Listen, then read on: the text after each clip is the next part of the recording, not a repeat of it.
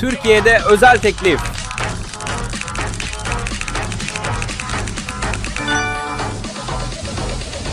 Yeni oyuncular için büyük bonus.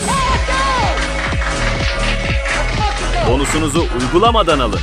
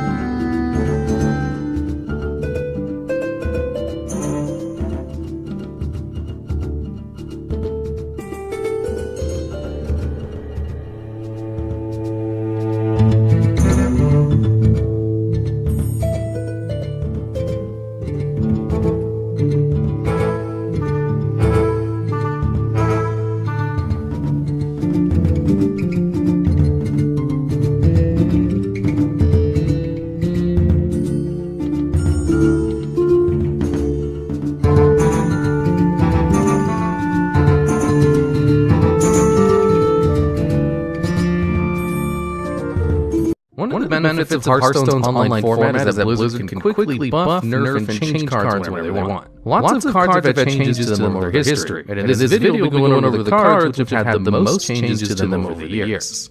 And at number 10, we have Molten Giant, which has had 4 changes to it over its lifetime. Its original version in alpha was first printed as a 20 mana 10/10 that cost 1 mana less for each damage your hero has taken from their max health. A few weeks later, Molten Giant was nerfed to be 8/8 instead of a 10/10, to tone down its power level and match the stats of the other giants. Much later, it was nerfed again, increasing its base mana cost from 20 to 25, meaning you'd have to be at 5 health for it to cost 0 mana. It was then reverted to cost 20 mana and not 25, along with the wave of buffs to other cards. And lastly, mostly as a consistency change, Molten Giant was given the elemental tag to fit its card flavor. Molten Giant as a card has seen a very consistent amount of play throughout its history, especially in Warlock. Life Tap works amazingly with Molten Giant, and any damage your opponent does to you can help you get to that much closer to a free giant. In fact, the payoff of a free 8/8 has been so attractive, that was the cornerstone of Handlock, Dark Glare Warlock, and Questline Warlock, all of which have been some of the best decks in the game at some point. I'm sure Molten Giant were in its alpha state, it would be seen everywhere. It's worth noting that there's one card that's been changed 4 times and not on this list, and that is Lightspawn. Even though 3 of its 4 changes were buffs, all of the changes made to it have had the least impact on the overall meta, compared to the rest of the cards on the list. Molten Giant's nerf to 25 mana hit it especially hard, since you would have to be dangerously low to play it at all, and did a very good job at gutting it from the meta entirely. This card was also added Legacy set, but for this list, we won't be counting those as true changes to the card, since it doesn't affect the stats or effect of the card. And at number 9, we have Druid of the Claw, with 4 changes.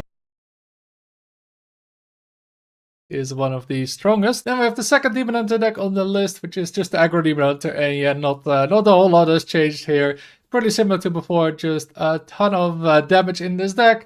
It wins pretty fast, and of course we got the new card Perennial Serpent, which goes well with the Slumbering Sprite, the red card, and the dormant card of the Grim Harvest, the Dreadseed, and yeah, just a very strong deck. Games are super fast with this deck, so you can really climb in no time. And then we have another aggro deck, the Aggro Paladin, and this one might go a bit under the radar because you don't see that often, and it kind of looks like not a great deck, does it? I mean, we're running Fireflies, Mermies, Righteous Protector, yeah, it doesn't maybe seem that strong, but it really is. I mean, even running Maze Guide, like, come on, are we running a Lackey nowadays for 2 mana? Yep, we are.